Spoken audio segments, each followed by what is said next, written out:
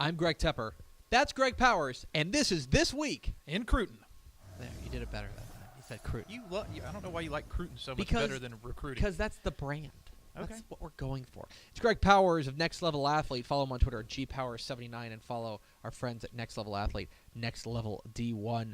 Once again, we are back for another This Week in Cruton, talking about a lot of things going on around the state. First and foremost, last week you went out to were you at Mesquite? Is that right? Cedar Hill and DeSoto. Cedar Hill. Oh no, I mean last week. Sorry, DeSoto. Cedar Hill plays DeSoto this week. Correct. Yes, that's a big prospect game. Cedar Hill out of the way last week. Mansfield. Right. Got it. Okay. Let's start with the This Week in Cruton with your commit of the week. Jackson Smith and Jigma is a guy who has risen up the rankings, the recruiting rankings, pretty swiftly. Helps that he's getting the ball a lot in a high-flying attack out there, but he made his choice this week. Yeah, and I think it was a little bit of a shocking choice. He took an unofficial visit up to Ohio State for a hotly contested game against Nebraska. I don't think a lot of people thought that the Buckeyes were going to get tested in that one, but they picked up the W and picked up a W on the recruiting trail with the commitment from Smith and Jigba, who had a wide array of offers in addition to Ohio State, but that was certainly one of the very best ones he had on his list. And he'll be joining Lake Travis wide receiver Garrett Wilson at Ohio State in Columbus.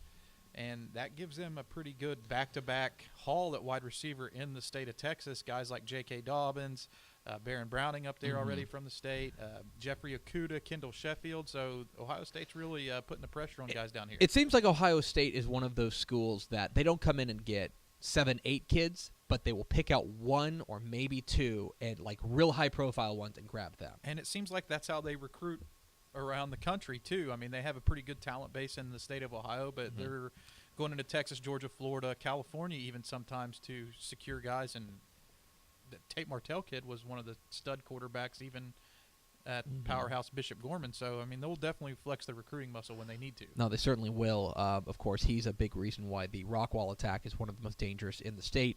Now for our recruit of the week, we're going to go from DFW down to the Houston area. A guy who has made his commitment to Texas A&M, Damon Demas, the big, what's the word?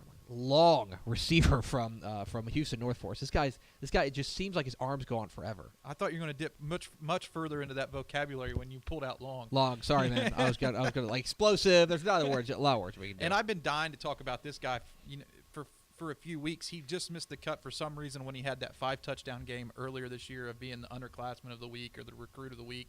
He wasn't even the commitment of the week whenever he made his decision because somebody in the 2019 cycle edged him out that week. So I'm glad that we have the chance to talk about him because he's quite possibly one of the most special wide receiver prospects that I've covered in this state in some time. Wow. He really has that chance to advance to that next level because of his natural playmaking skills. You don't like to throw out comparisons to major NFL guys and stuff like that, but I mean he does have that Julio Jones-esque type of makeup, and will only be up to him how high his ceiling can climb with the work ethic he puts in and how he attacks his preparation for the NFL once he arrives in college. He is a 2020 kid out of Houston North Forest, currently committed to A&M, but I know everyone it's is out not there. over. Yeah. He took a recent visit to Ohio State. Texas is still pushing for him hard. Has Javon Shepard on their commitment list from North Forest who's working on him. That'll be an interesting dynamic. Will Demas help Texas A&M reel in Shepard, or will Shepard help Texas reel in Demas? Maybe they end up at separate schools. I mean, who knows, but it could go a number of different ways there. Greg Powers of Next Level Athlete joins us every week on This Week in Cruton here on Texas Football Today. Get involved in the conversation, #TF Today.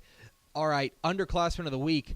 This guy's actually up for our Mr. Texas Football Player of the Week after exploding last week for 455 yards and 5 touchdowns, something like that. Denton running back Xylon Posey. Difficult name to spell.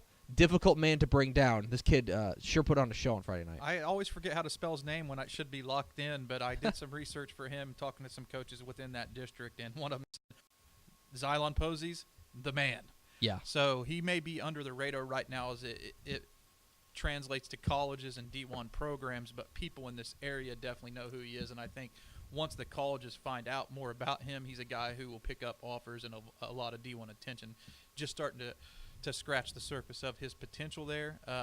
a lot of the guys are deemed sleepers or under the radar or under recruited, but let's not forget he still has more than a full year of high school left to go, and there's plenty of time for him to emerge. Well, and this is a guy who's playing for a Denton team that's struggling right now, 2-7. Going to miss the playoffs, but he put on a show last week, up for, as we mentioned, Mr. Texas Football Player of the Week after exploding in their big win last week over Newman Smith.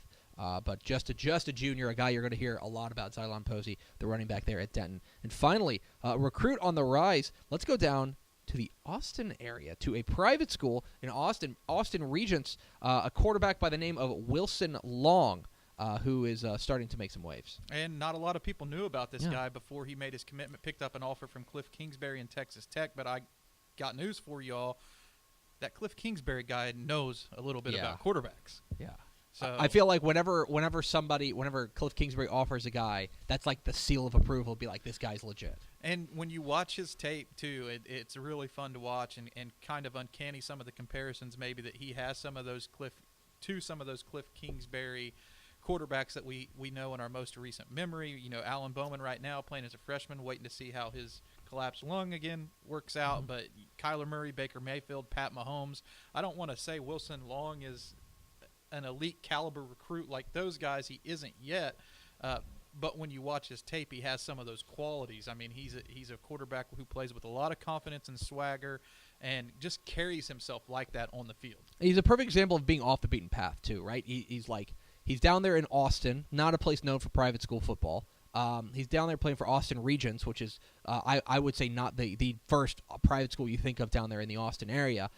And now, he's just 24/7 has him as a 3-star quarterback. That perfect example of just flying under that radar. But once Kliff Kingsbury notices you, if he likes what he sees, then suddenly I have a feeling this won't be his last offer. But these types of quarterbacks are hot debates in our state. Yeah. Kyler Murray, he was a 5-star quarterback, but there were a lot of non-believers in his skill set. Even still to this day, you'll have a lot of people who think that he's not a difference maker at that position because of his height and size. Pat Mahomes, there was only one recruiting ranking service that rated him as a 4-star. That was me at scout.com back in the day, so no one rated him a 4-star guy. He was a 3-star by and large by everybody. And Baker Mayfield didn't even have a scholarship offer when he walked on at Texas Tech because the schools that had offered him had filled up at the position. So just because he's under the radar doesn't mean he can't be good. Wilson Long is certainly going to be a point of debate around the football world here in the state of Texas. Meanwhile, this week 11, final week of the regular season, where are we going to find Greg Powers? Well, the JV game at Frisco Lebanon Trail is Wednesday this week, so I haven't yet decided on which game I'll be at on Thursday. There's a lot of good games in the area to consider. You can do Arlington Lamar. You can do DeSoto Cedar Hill. Let's see, there's another one that's really good. Birdville and Denton Ryan. Birdville and Denton Ryan is a good one. I haven't seen Birdville yet. But Friday I'll be going to Bishop Dunn and Prestonwood Christian Academy. I went to one PCA game earlier this year when they played St. Pius X, but I haven't yet had a chance to see the Falcons. Of course, they boast big-time safety Brian Williams, who's committed to Texas A&M, and a wide array of other recruits like Brennan Scott, upcoming 2020 linebacker, and the list goes on. The Hullaby brothers over there, they've got a lot of talent in that program. It's going to be another big week here in Week 11 of Texas high school football season in the recruiting ranks, and, of course, our friend Greg Powers. Follow him on Twitter at GPowers79, and follow Next Level Athlete at Next Level D1. Powers, appreciate your time. We'll do it again next week.